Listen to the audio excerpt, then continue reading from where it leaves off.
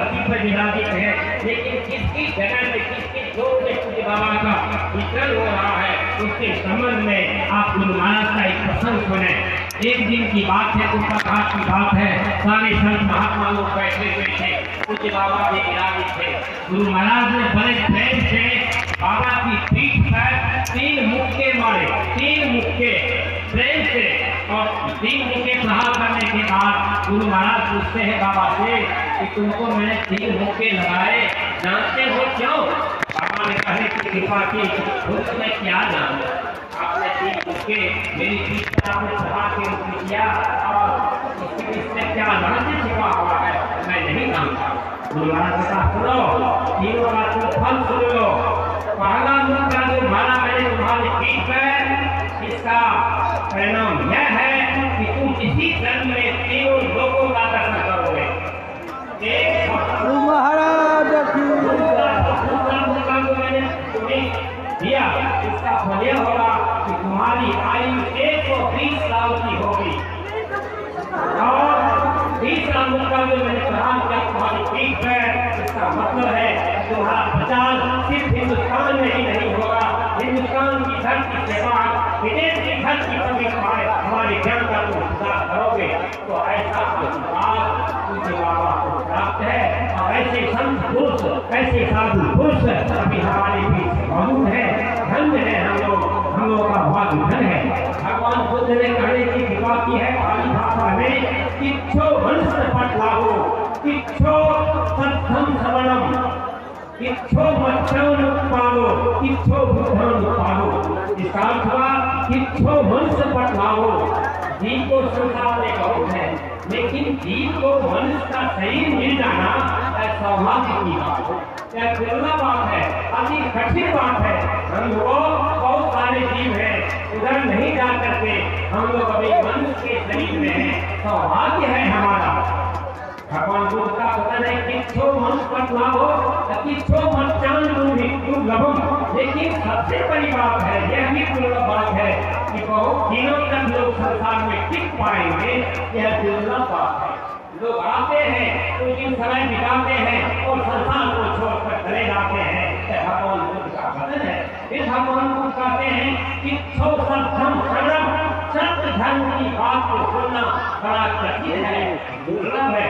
बहुत तरह की बात संसार में लोग सुनते हैं, लेकिन सत्य धर्म की बात, जिस सत्य धर्म को सुनने के बाद सत्य का ज्ञान होता है, सत्य सुन परमात्मा का दर्शन होता है, आत्मज्ञान होता है, इस तरह के वचन को सुनना यह अत्यंत दुर्लभ है।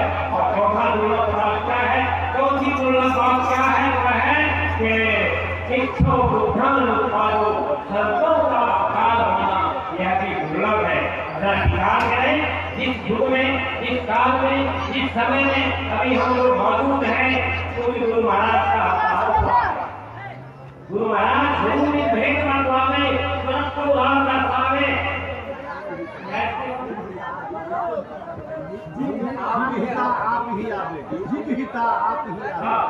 भेद बदलावे, स्वरत को उदाहरण दर्शावे। आस्ताना है, परमात्मा स्वरूप है गुरु महाराज परमात्मा के अवतार है। और तो यह बात तो पूरी हो गई कि ऐसा दुर्लभ सत्य जो हम लोगों को सुलभ नहीं था, गुरु महाराज के दर्शन से हम लोग फिट हो गए। अब है उनके धर्म का प्रचार, धर्म के प्रचार प्रसार का काम पूज्य बाबा कर रहे हैं। और जो कि वो बात दुर्लभ बात है, तभी यह मनुष्य के शरीर में है। सत्य धर्म को सुनना हमारा कर्तव्य है। सत्य धर्म को सुनने के बाद ही हमारा कल्याण होगा। बोले प्रेम से श्री सतगुरु महाराज मैं सबका अभिनंदन करता हूँ। अगर महानुभावों का भी अभिनंदन करता हूँ, पूज्य बाबा का बार का अभिनंदन करता हूँ, स्वागत करता हूँ। और चूंकि समय अधिक हो चुका है, मैं पूज्य बाबा से निवेदन करूँगा कि आप अपना प्रवचन देने की कृपा करें, ज्ञान दान देने की कृपा करें। श्री सतगुरु महाराज की जय। चल कौन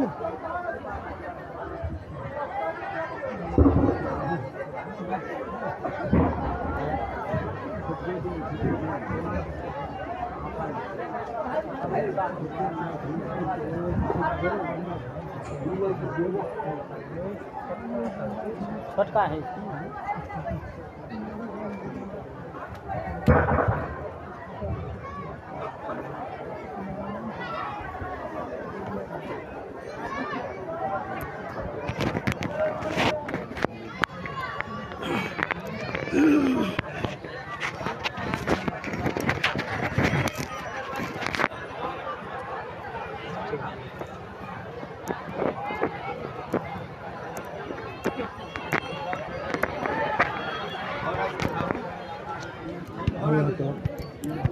और देखिए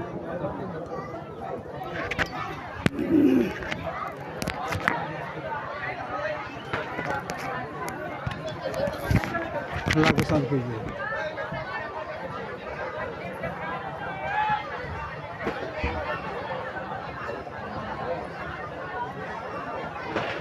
अल्लाह के साथ कीजिए। बोलिए प्रेम से श्री सद्गुरु महाराज की जय।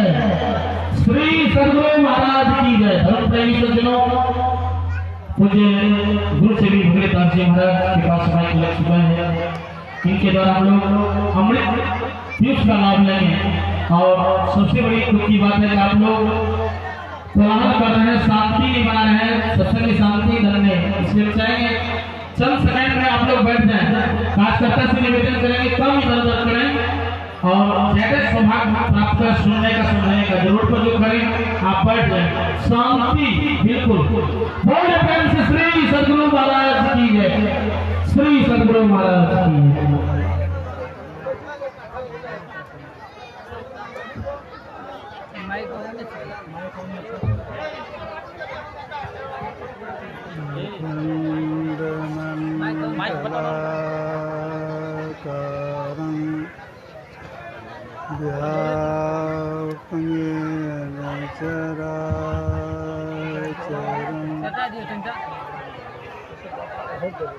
तदपदं जरसितं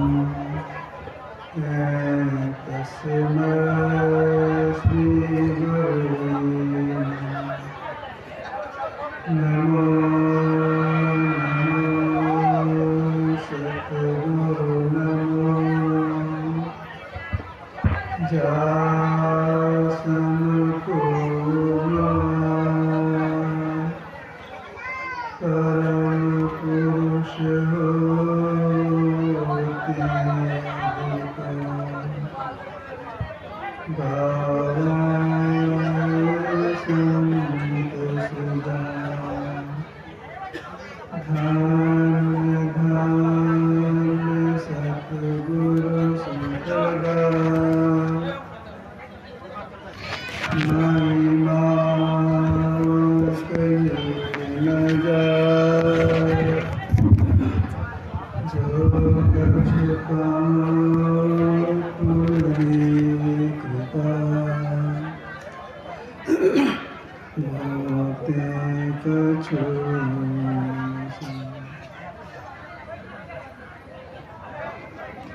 सम्माननीय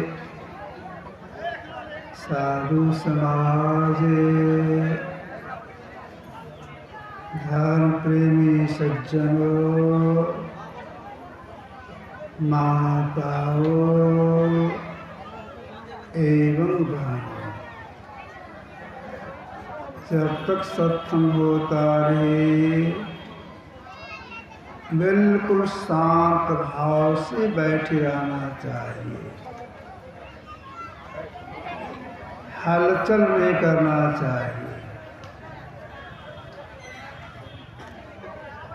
पंडाल के बगल में कुछ बच्चे, कुछ माँ बहनें शोरगुल कर रहे हैं, बच्चों को शांत कर दीजिए। माँ बहनों चाहे मुँह को बंद कर लें।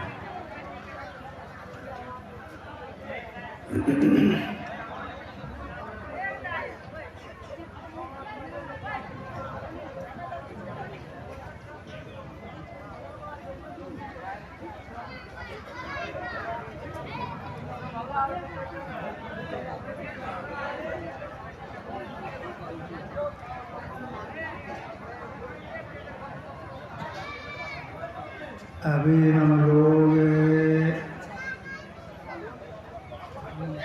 सिद्धांत पाठ में स्वर में स्वर मिला करके गान किए हैं। ए प्रकृति द्वय उत्पत्ति लय होवे प्रभु की मौज से। ये अजा अनाद्या स्वयं है, हर दिनों कहना चाहिए। ये प्रकृति द्वय, प्रकृति दो है,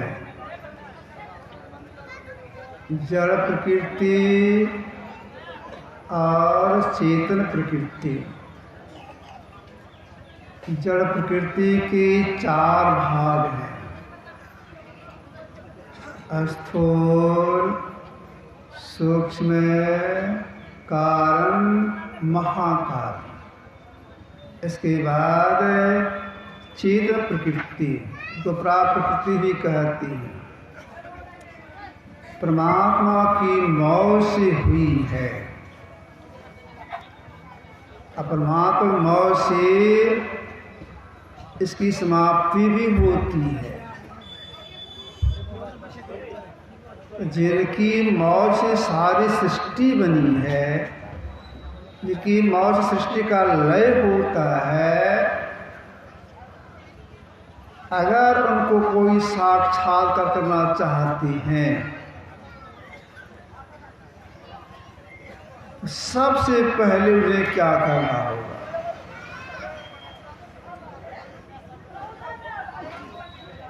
वेद का कहना है, महापुरुषों का कहना है कि सबसे पहले उन्हें महापुरुषों का संग करना होगा। क्यों संग करना होगा? इसलिए कि महापुरुषों के संग करने से क्या सार है, क्या असार है, इसकी ठीक ठीक जानकारी हो जाती है।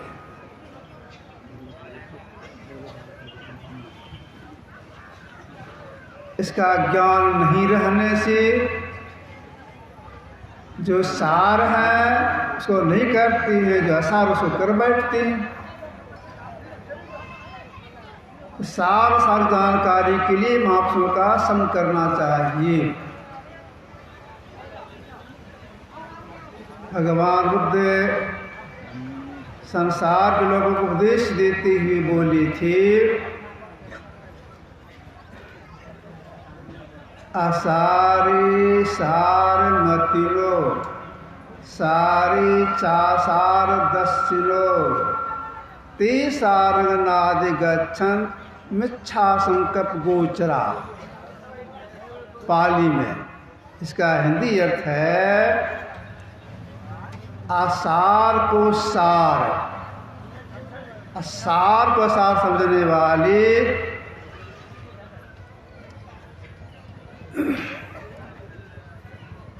सही ज्ञान नहीं पाती। आगे इन्होंने कहा,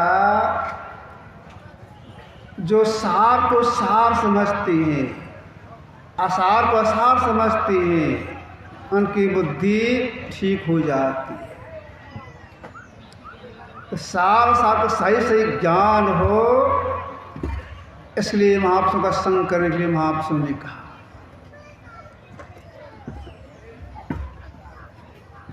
जो महापुरुषों का संग करती है, जानकारी मिलती है, जिन्होंने सृष्टि की है उनका साक्षात्कार कैसे होगा। वेद का कहना है, अगर कोई सृष्टिकर्ता का साक्षात्कार करना चाहती है, उन अंतर साधना में सबसे पहले मानस जो करना होगा, इसके बाद अग्नि जो करना होगा। मानस योग से मतलब है मानस जप और मानस ध्यान। अग्नि योग से मतलब है दृश्य योग और सूक्ष्म योग की साधना। अगर कोई सृष्टिकर्ता का साक्षात करना चाहती हैं तो उन्हें मानस जप और मानस ध्यान पहले करना होगा। कैसे जप किया जाए यह विधि जाननी होगी, कैसे मानस ध्यान करना होगा यह जानना होगा, कैसे दृश्य योग करेंगे जानना होगा, कैसे सूक्ष्म साधना क्रिया भी जानना होगा। महापुरुषों का संग करेंगे जानकारी मिलेगी। मानस जप और मानस ध्यान ये स्थूल उपासना है, अदृश्य योग और सूक्ष्म योग साधना सूक्ष्म उपासना है। तो जैसे मोटे मोटे अक्षरों को लिखे बिना महीन अक्षर लिखने शक्ति नहीं आती है, ठीक इसी तरह से मोटी उपासना किए बिना सूक्ष्म उपासना करने की शक्ति नहीं आती है। जीव का परम कल्याण नहीं होता। तो मोटी उपासना में पहले एक नाम का जप, एक रूप का ध्यान। अब विचारना यह है एक नाम का जप करने में कितनी तल्लीनता चाहिए, जिससे कि हम अंदर में कुछ सरकाव कर जाए, अंदर चढ़ाई हो जाए, हृदय शुद्धि हो जाए। मनो मध्य स्थितो मंत्रो, मंत्र मध्य स्थित मन है। मनोमत समायोगो जब इद विधीयते, जन संहिता का श्लोक है। मन में मंत्र, मंत्र में मन का समायोग हो जाए। इस तरह से जो जप करती हैं, मानस जप करती हैं, हृदय शुद्धि होती है। उसी हृदय शुद्धि में उस परमात्मा अनुभूति भी हो जाती है। क्या अनुभूति हो जाती है? सुमिरन तभी जानिए राम राम धुनि होय, कुंज कमल में बैठ के माला फेरी सोय। कुंज कमल अंधकार मंडल में बैठ करके जो सिमरन करती हैं, मानस जप करती हैं, तो जब से जब हृदय शुद्धि होती है तो जापक के शरीर में, मतलब जप करने वाले शरीर में जितने रोए हैं, प्रत्येक रोए से उस मंत्र का वाइब्रेशन शुरू हो जाता है, जो नाम भी जपती है। यह परमात्मा अनुभूति है। तब शक्ति आ जाती है मानस करने की, क्यों? हृदय शुद्धि हो गई। तो मानस में जिस रूप का ख्याल करते उस रूप का हूबहू दर्शन होना चाहिए। जैसे आप लोग हमको देखते हैं, मैं आप लोगों को देखता हूँ, इससे हूबहू दर्शन होता है भीतर में। तब शक्ति आ जाती है सुनध्यान करने की। सुनध्यान में आधार दृष्टि करना पड़ता है, जिसको करने में कोई आधार नहीं रहता है।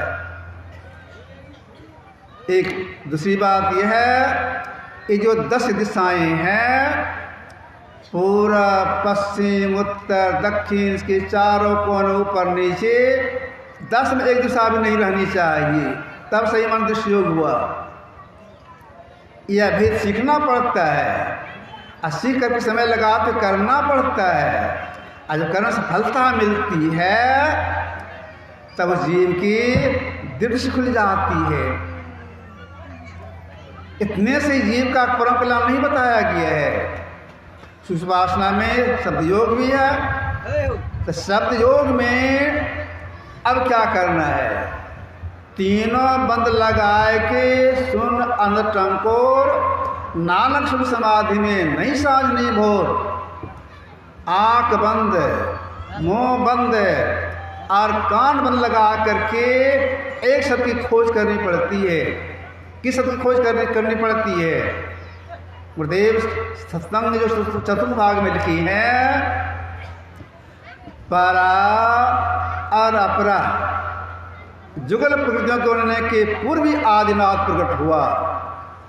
मतलब जड़ प्रकृति और चित्त प्रकृति बनने के पहले आदि शब्द उत्पत्ति इस शब्द के समय गौरवादि नहीं होती। तो समीप से स्वागत करना चाहिए, आधा किलोमीटर दूरी से स्वागत होना चाहिए, लेकिन इतनी बहुत दूर से समय बर्बाद हो गया। 9:30 बज गया, हम चले 5:45 बजे भवानीपुर से, रास्ता खराब और दैनिक काम भी करना है, इसलिए लाचारी है। यही आपकी सेवा रखा। अपराह्न काल का सत्संग भजन कीर्तन के द्वारा 2 बजे शुरू कर दीजिएगा, 2:30 बजे से अष्टबिंदी शुरू हो जाएगी। इसके बाद सत्संग उधर होगा, जब तक हो समय मिले तब तक होगा सत्संग। यही सूचना दे दिया। बोलिए प्रेम से श्री सद्गुरु।